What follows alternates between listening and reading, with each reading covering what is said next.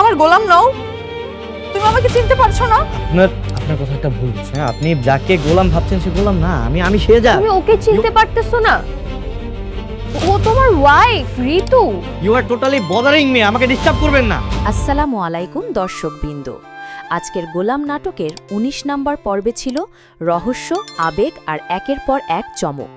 তাই ভিডিওটি শেষ পর্যন্ত দেখুন, কারণ শেষের ঘটনাটি পুরো গল্পের মোড় ঘুরিয়ে দিতে পারে।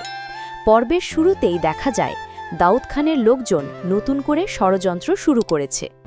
আগের হামলায় যে ড্রাইভার গোলামকে চাপা দিতে চেয়েছিল তাকে একজন প্রত্যক্ষদর্শী চিনে ফেলায় পরিস্থিতি আরও উত্তপ্ত হয়ে ওঠে।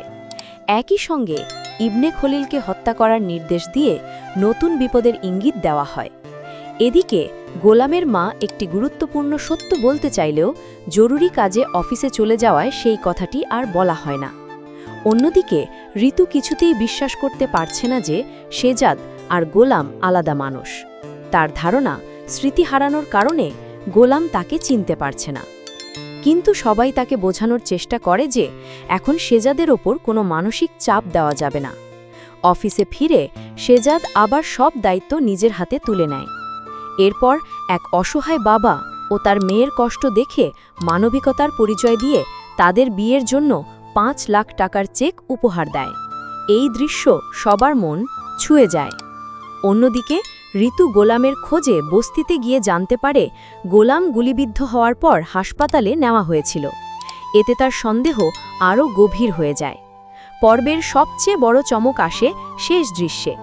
রেস্টুরেন্টে ঋতু সবার সামনে শেহজাদকে গোলাম বলে ডাকলেও সে কিছুতেই স্বীকার করে না। কিন্তু ঋতু একটি বিশেষ লেখা দেখানোর পর শেহজাদের মাথায় পুরনো স্মৃতির ঝলক দেখা দিতে শুরু করে। এখানেই শেষ হয় আজকের রোমাঞ্চকর পর্ব। তাহলে কি সত্যি গোলামের স্মৃতি ফিরে আসতে শুরু করেছে, নাকি সামনে অপেক্ষা করছে আরও বড় কোনো রহস্য? জানতে হলে আগামী পর্ব অবশ্যই দেখবেন।